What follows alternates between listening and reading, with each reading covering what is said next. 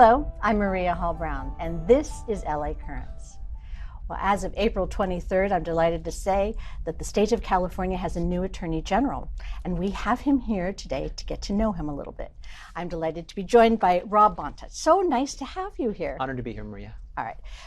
I have to actually go back in time a little bit because learning about you and your history, your parents influenced you in so many ways. I mean, civil service and civil rights are literally in your genetics. What was it like growing up in your household, and what did they teach you, and what had inspired you to then move into a career in civil service?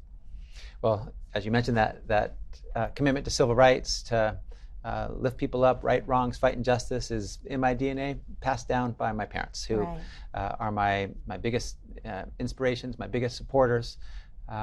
They didn't just tell me, but they showed me what fighting for justice, fighting for civil rights looks like. My father was in Selma, Alabama, organizing for civil rights and voting rights. He was in church with Martin Luther King Jr. He met Stokely Carmichael. He was part of one of the greatest movements in the history of our nation. And later, both my mother and my father worked for the United Farm Workers of America. We lived in the headquarters of that movement in La Paz, outside of Bakersfield, in the Tehachapi Mountains. And my father worked in the front office with Cesar Chavez. My mother worked in the preschool. She worked with Dolores Huerta. One of the great Filipino-American leaders, Philip Veracruz, would come to our trailer that we lived in, our family of five. We would host him for Filipino breakfast.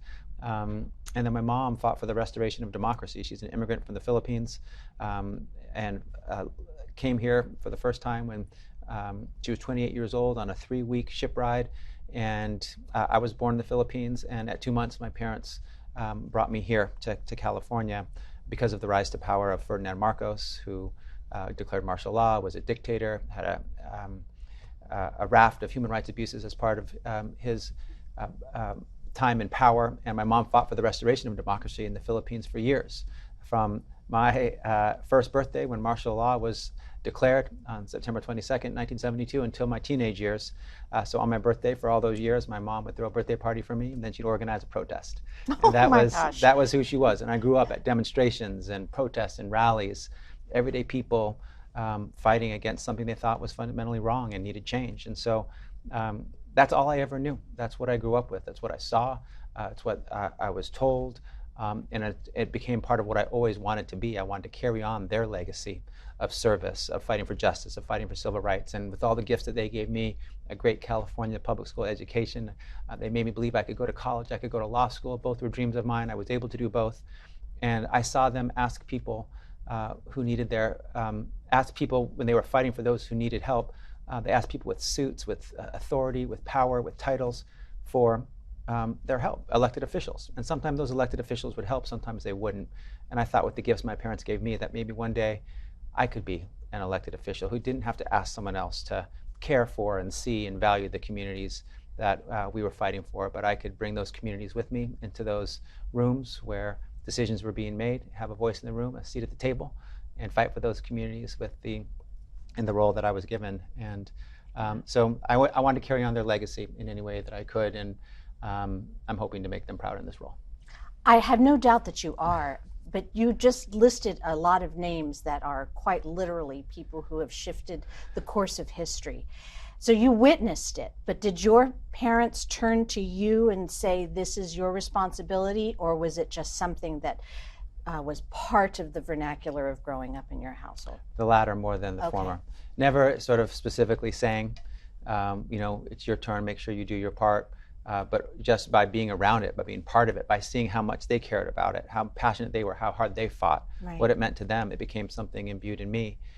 To always see the most vulnerable, the voiceless, and to fight for better lives for them, for more fairness, for more justice for them. And the family legacy continues, because now that you're Attorney General, you left, representing your former district, and your wife is now in that position. Yes. So I can't fathom what the dinner conversation is at the Bonta household. I mean, what is it like having both of you, in government and in positions of, really endorsing change? It's different in some ways, but similar in a lot of ways too. my wife and I, we met when we were 17 years old in an orientation program before college started. She from the Bronx, New York, both her parents from Puerto Rico, grew up very poor, raised by a single mom in New York City, lived in 13 places in 16 years, struggled with food insecurity and housing insecurity. Her pathway out was education. She got a scholarship to go to a great elementary school and middle and high school, and then later to go to college.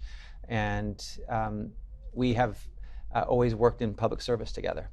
We volunteered, we worked in the community in college and ever since. And so we call ourselves partners in life and partners in service. And she was in elected office before she became the assembly member. She was the president of the Alameda School Board. Really her focus had been on education.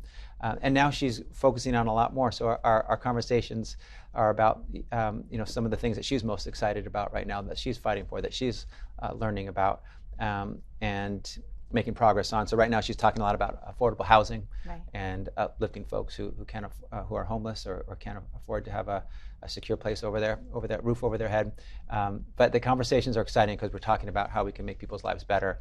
We're exchanging ideas. We're giving each other support and rooting each other on, and it's exciting to be in this space together. Did you dare offer her advice as she was going into your district, or is it this is a very equitable environment in which you exchange ideas? We exchange ideas. I may have offered some unsolicited advice that may not have been received so well. She knows I'm there if she ever needs it, if she ever wants to hear from me, but she stands on her own 2 feet. She's more than ready, in some ways more ready than I was, with her lived experience, her professional experience, her focus on the issues that the district is facing.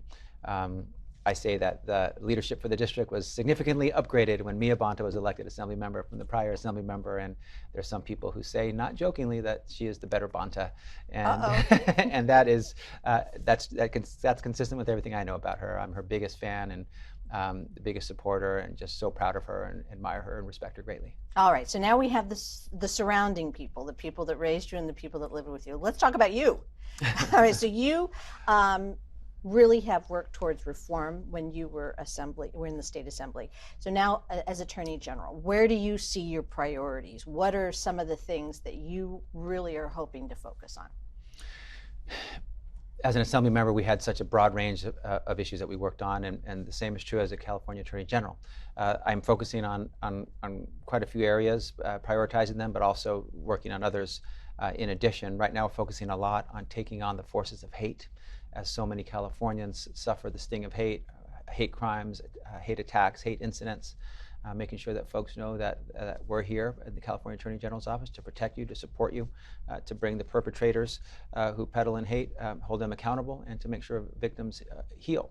We're taking on big corporations when they scam or defraud or hurt Californians, when they violate the law. We want to make sure that we're holding them accountable. We're making sure that our criminal justice system is fair and equitable and more compassionate.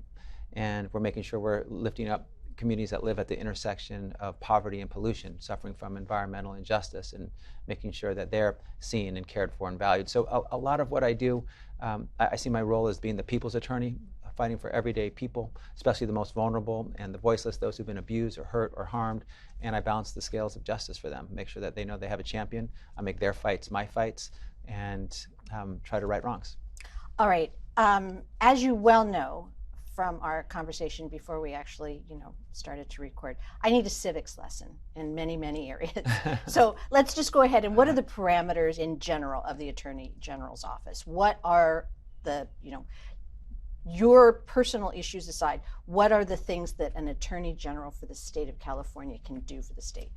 So I lead the California Department of Justice. It has about 5,000 plus employees, 1,200 plus attorneys, about $1 billion a year operating budget, the second biggest Department of Justice in the nation, second only to the U.S. Department of Justice. And we have both civil and criminal authority. One thing we do is we are the attorney for the state of California, its departments, its agencies. We represent clients who are state clients.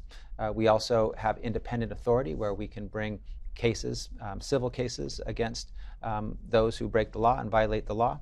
And then we also have a criminal duty as largely in the appellate criminal role, where we are defending the prosecutions from the trial court. So criminal, civil, trial level, appellate level.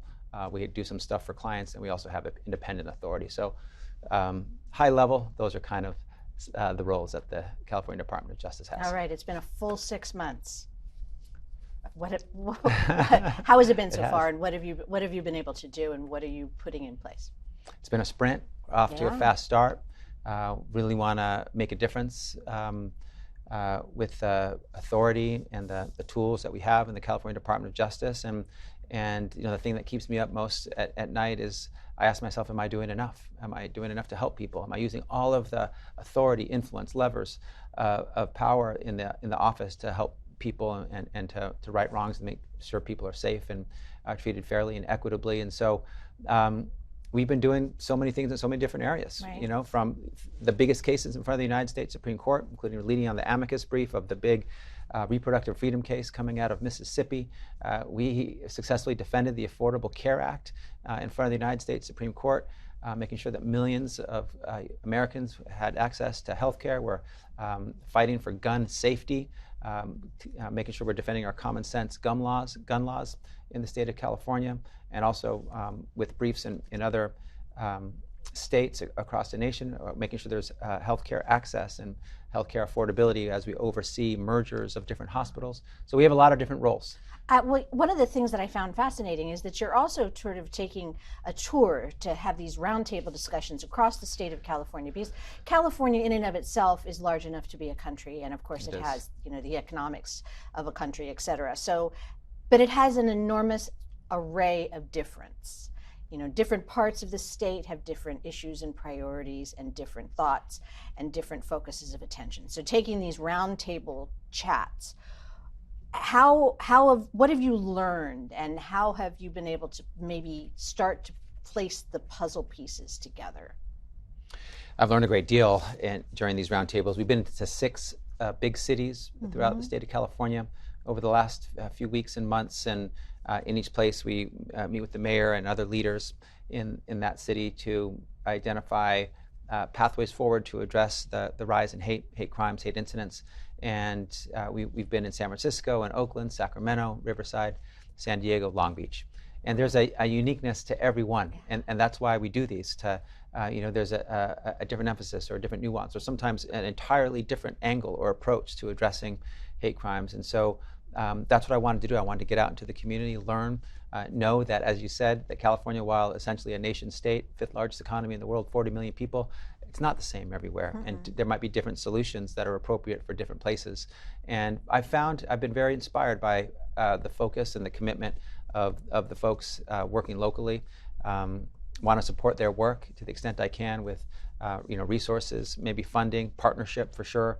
A lot of focus on improving ways to report hate incidents, more education and prevention and intervention early before they escalate, and then certainly providing support for victims when a hate crime occurs, and making sure that we're providing them trauma-informed care and appropriate language access and culturally competent services as well. The whole issue of hate crimes obviously strikes a chord with a lot of communities. Is it becoming easier to get those communities to understand that they should share this information, because nothing can happen and someone can't be prosecuted and things can't be stopped unless people in positions like yourself know what is going on? Has that been some of the messaging as well? It has, and also listening to what the obstacles are to sharing information, trying to understand the why. And there's many good reasons why someone might not come forward. They might feel that if they or someone in their family is undocumented, there could be retaliation. They might feel that there's a language barrier and they can't overcome it, and it's too difficult to report. They might feel being re-traumatized during the process, having to retell and relive their victimization time and time again. They may feel like they have to wait too long, or that even if they report it, no one's going to do anything about it. So trust is earned, and we're listening closely to what is being said and trying to improve those systems so that every time someone is hurt, or every time someone fears an incident might occur, they can report it to someone, and that process and that experience is a positive one, and something is done about it.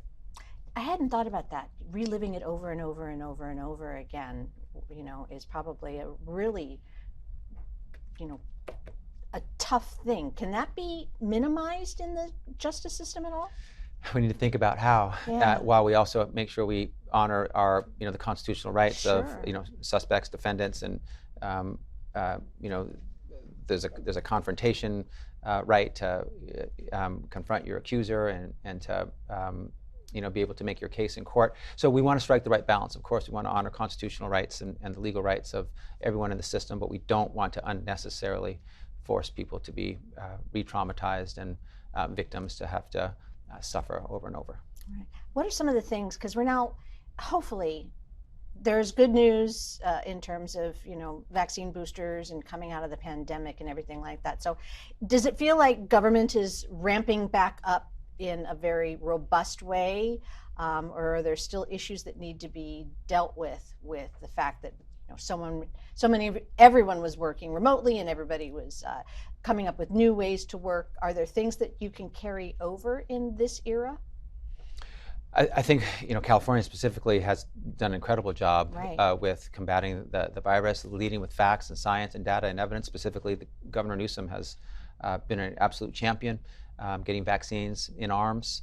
We have one of the lowest positivity rates, highest vaccination rates. There's still some folks who aren't getting vaccinated, and that's a challenge.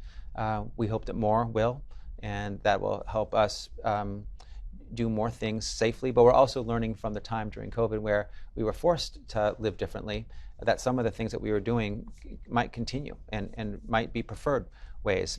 More work at home, less commute times, more time with family. Some people want that. And so in our office, again, over 5,000 people, I'm very supportive of working virtually if folks wish, and if they obviously we need to get the job done. It's about outcome and work product, but doing things differently is not something that I'm afraid of, and I think it could be positive when we're open to different approaches. Well, you do, innovation is kind of one of the cornerstones of that you like to think about, and shifting the dynamic of the way things happen. In terms of criminal justice reform, I know that that's something you were talking about, compassionate justice and understanding the balance and what is really something that should be, laying down the hammer and what could actually be. So what are some of the things that you would like to do while Attorney General when it comes to, criminal justice reform? One of the interesting parts about the job is I'm defending laws that the legislature passed that in the criminal justice reform space, including some of my own. One of them is a bill that I'm very proud of, AB 32, which ended the use of for-profit private prisons and for-profit private immigration detention centers in the state of California. And we're defending that law in court to help make sure that sticks and that those who would benefit from it, their health, safety, and welfare would be improved, actually get that benefit. So that's one item. We're looking at some of the sentences, many of which are excessive in the state of California, to see if there's ways to work with victims and courts and defense counsel to get to a fairer sentence, and working with some of the laws and the tools that the legislature has provided. We're also involved with providing oversight and accountability investigations of officer-involved shootings that lead to the death of an unarmed Californian. So we're leading in those investigations, getting on the ground. Based on historic data, there's about 40 of those a year. So we've already seen quite a few in California. And so we're investigating those and taking the lead as the Department of Justice. We're also doing what are called pattern and practice investigations of law enforcement jurisdictions where there's a pattern and practice of violating civil rights or constitutional rights of community members, and helping them adopt practices that are not violative of civil rights and are supportive of the community, while also helping with a successful law enforcement mission. So those are some of the areas where we're working, and there will be many others as well, but those are some of the focal points at the moment. You must certainly rely on a team, because you just listed some pretty profound information and a huge, wide array of things that need to be covered. Were you able to choose your team? I don't know how that works. I have a great team, Great. and we cover a lot of ground, and there's no way we can cover all this ground without having such a great team. A lot of the team is inherited. Okay. You know, I didn't come in and hire 5,000 new people. Super duper majority of them were there already, and they were, you know, hired by great attorneys general who preceded me, like Kamala Harris and Javier Becerra and Jerry Brown, Bill Lockyer, and but I hire my executive team.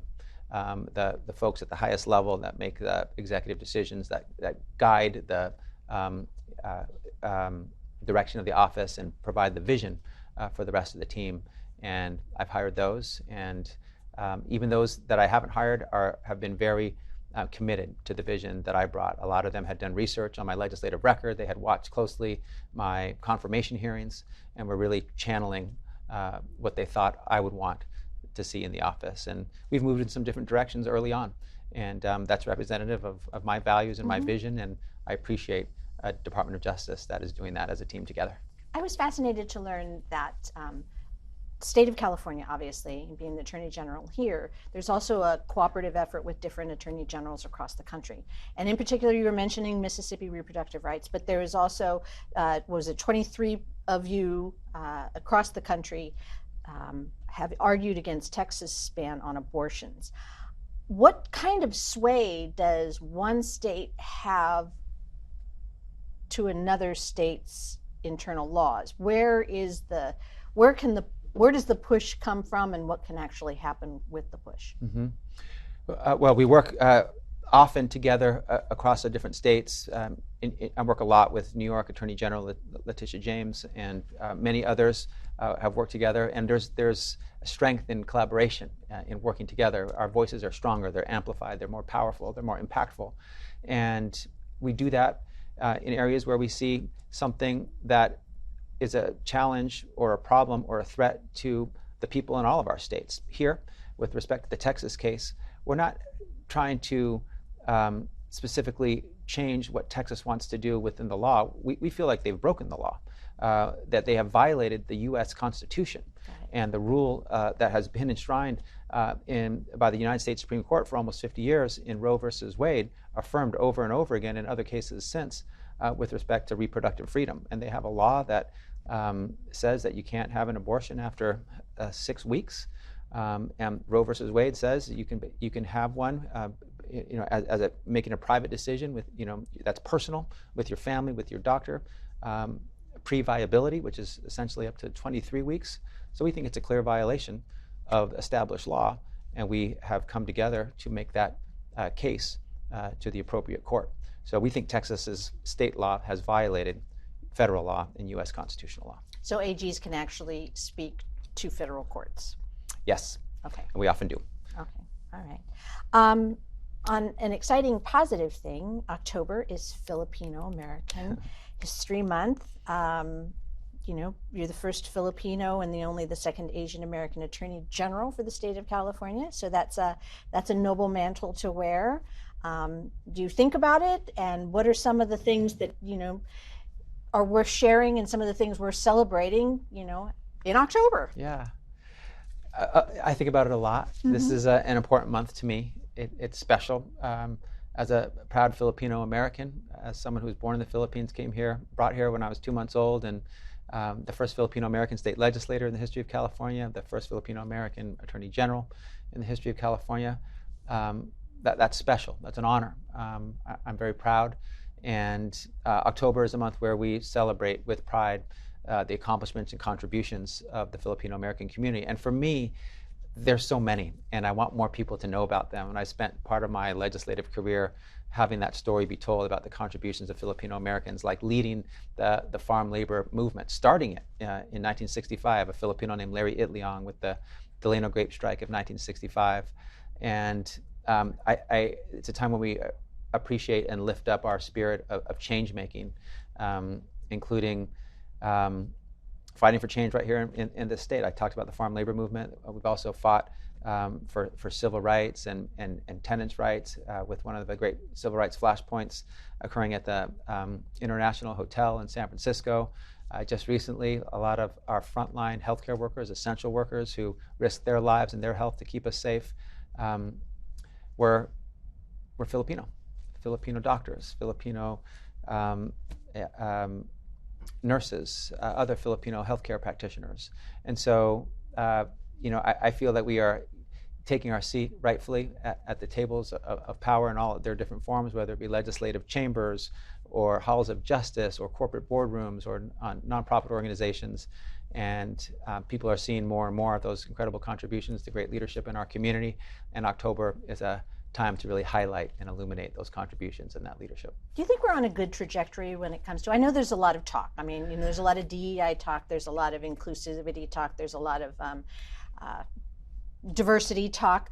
Do you think all that talk is actually beginning to get reflected into action? And are we actually on a good trajectory in which we can talk to each other, enjoy each other's differences, celebrate each other's differences, but still at the same time understand that we all have a place? Do you think we're moving in the right direction in that regard? I do. I think we're moving in the right direction. Sometimes that movement is not linear. Sometimes you take a big step forward and then you take a step back. It moves in zigs and zags. There's pauses, there's setbacks, but I feel that overall we're always moving forward. And I think that what you just said, a lot of that talk wasn't always happening in the past. It was something that was swept under the rug, not to be talked about.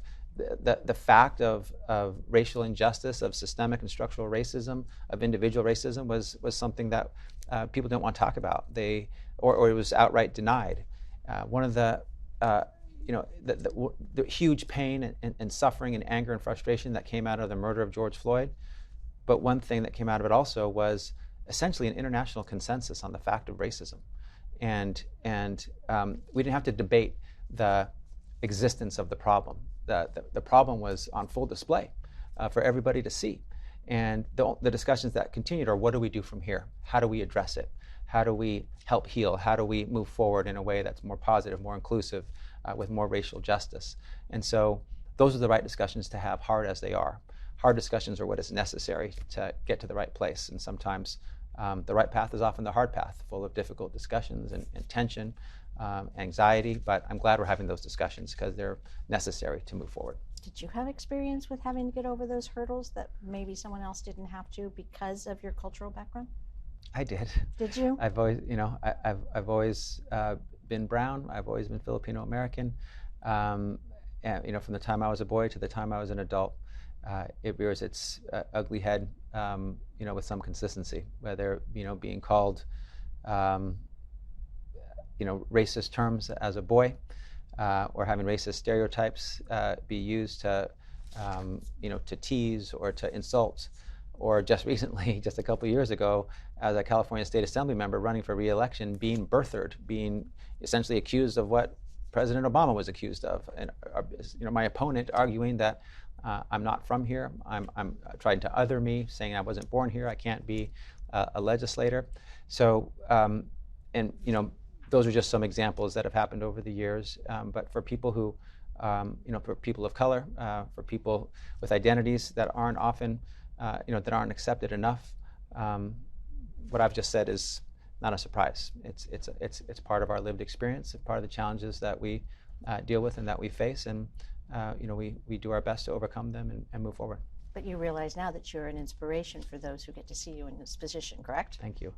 I hope I am. And when people say that, it's a huge honor, and it makes me want to do more, fight harder, be better, to live up to the incredible, kind thoughts that they have about me.